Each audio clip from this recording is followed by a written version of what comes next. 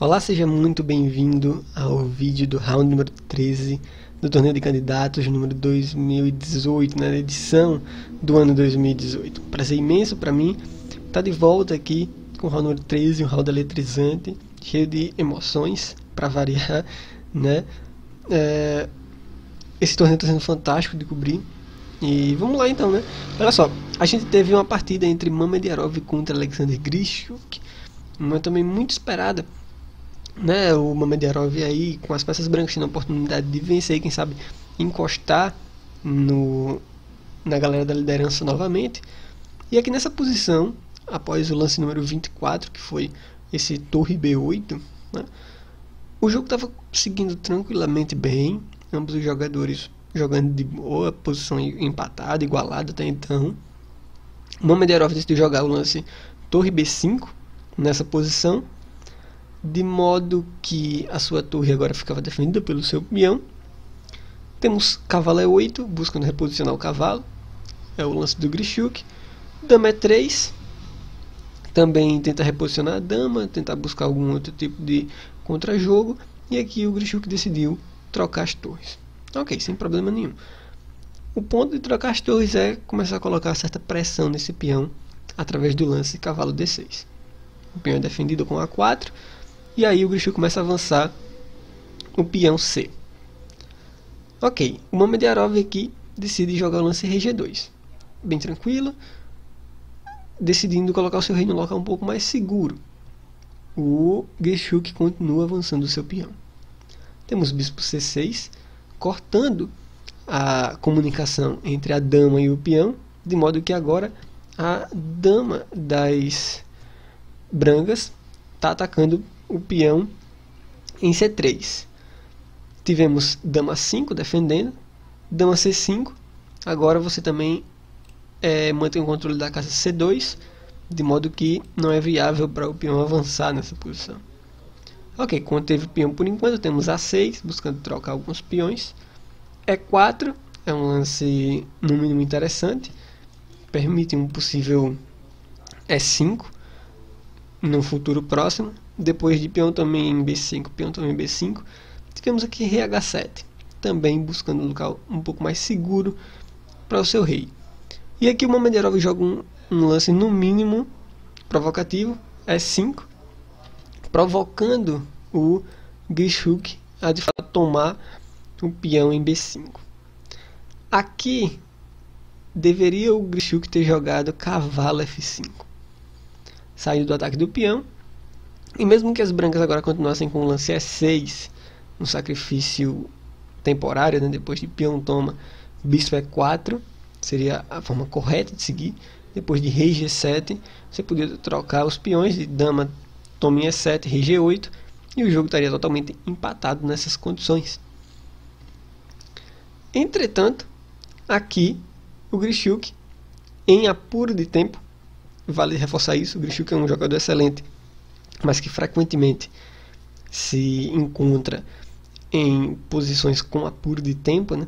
E aí, com pouco tempo no relógio, ele jogou o lance cavalo toma em B5. E qual é o ponto ruim desse lance, Renan?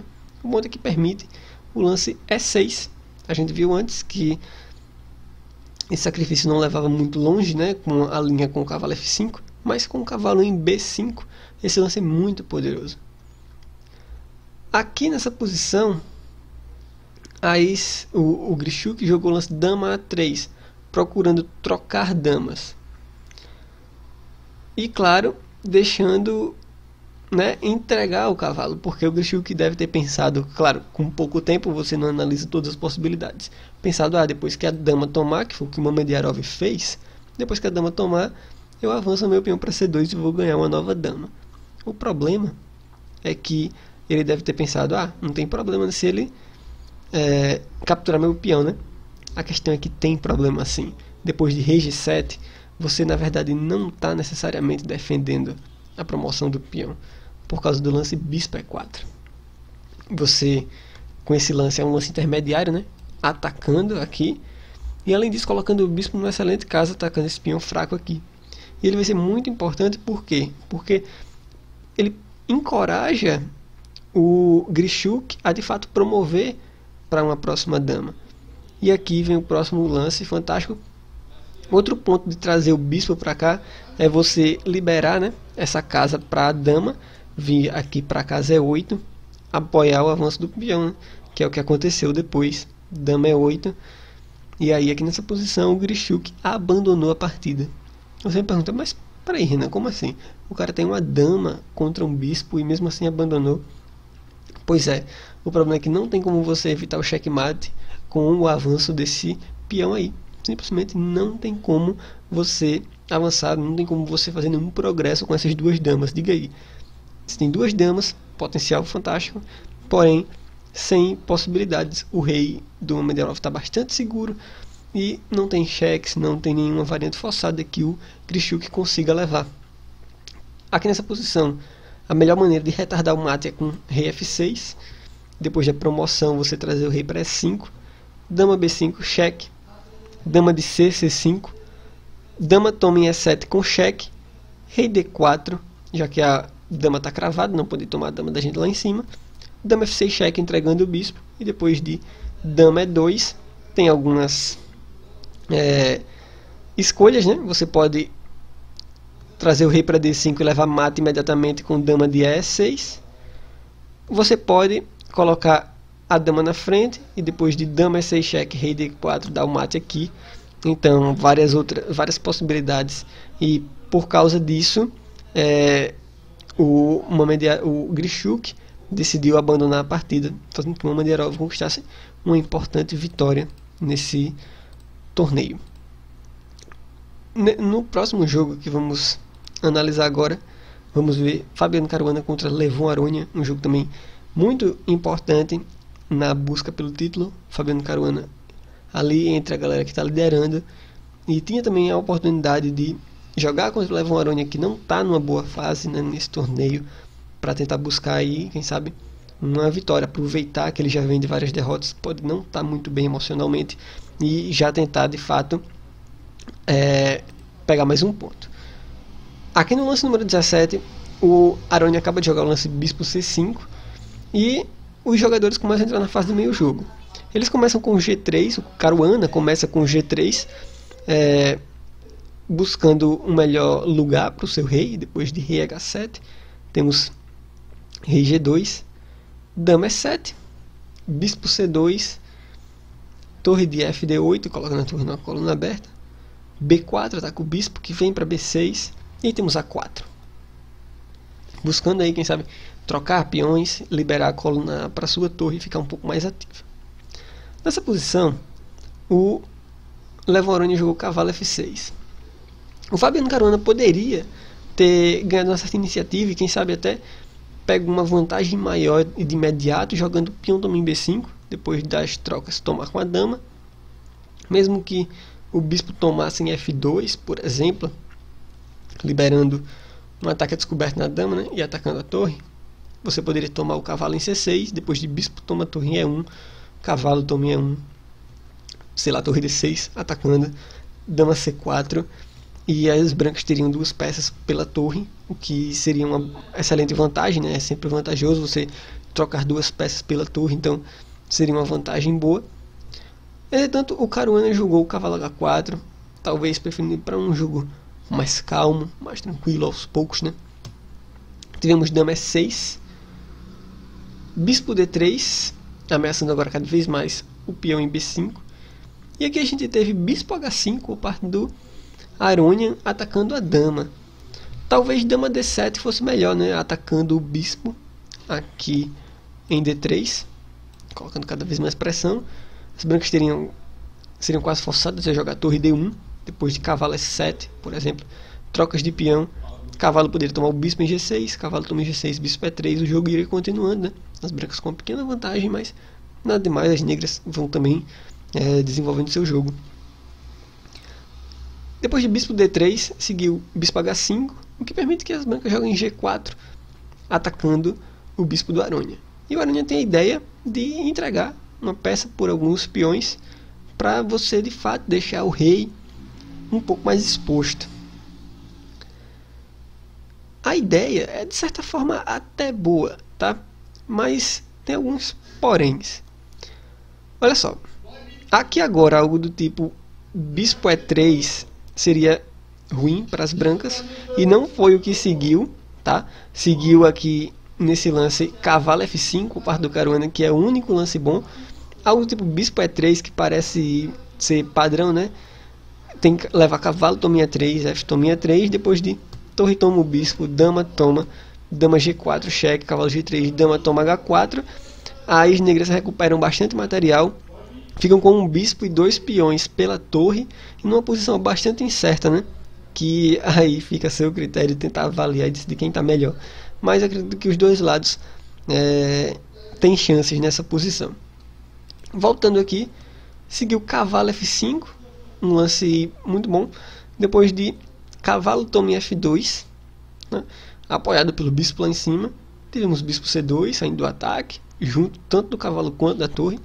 E aqui tivemos G6 atacando nosso cavalo. A ideia do Caruana é de certa forma interessante, tá? Jogar cavalo de 1 E3 para manter um cavalo lá em cima. Entretanto, ele não vem na hora certa. Olha só, mais interessante seria jogar A5 atacando o bispo de imediato. Agora, A5. Agora, se por exemplo o peão tomar o cavalo em G5, o peão toma o bispo em B6 e tá caindo o cavalo aqui, né? E se você tirar o cavalo, você captura aqui ganhando uma das torres. Então as negras perdem material. Depois de A5 teriam que tirar o bispo. Vamos supor o cavalo de 5 E3, bloqueando o bispo, né, a comunicação entre bispo e cavalo. Então cavalo H3 tentando escapar. Vamos supor o cavalo D5, por exemplo, atacando várias coisas. Depois de bispo F2 atacando a torre poder sair. O bispo teria que voltar para A7. Cavalo toma o peão em C7 atacando a dama vem para E7. Você poderia trocar torres, capturar o cavalo, depois que a dama capturasse o cavalo seu. Rei G2, as brancas continuariam com um excelente jogo, né? Uma peça por 2 peões, uma excelente vantagem. Entretanto, cavalo de 1 E3 parece trazer linhas de igualdade de novo, depois de que o peão tomou o cavalo em F5. Peão toma em F5, dama F6, a partida vai ensinar águas calmas novamente. Temos dama toma o cavalo em F2 e fica uma peça por 2 peões, só que numa posição mais agradável, né, para as negras. E aqui o Aronha tinha várias opções, entretanto joga um lance não muito legal, E4. E esse lance não é muito legal por quê? Porque ele permite vários potenciais táticos.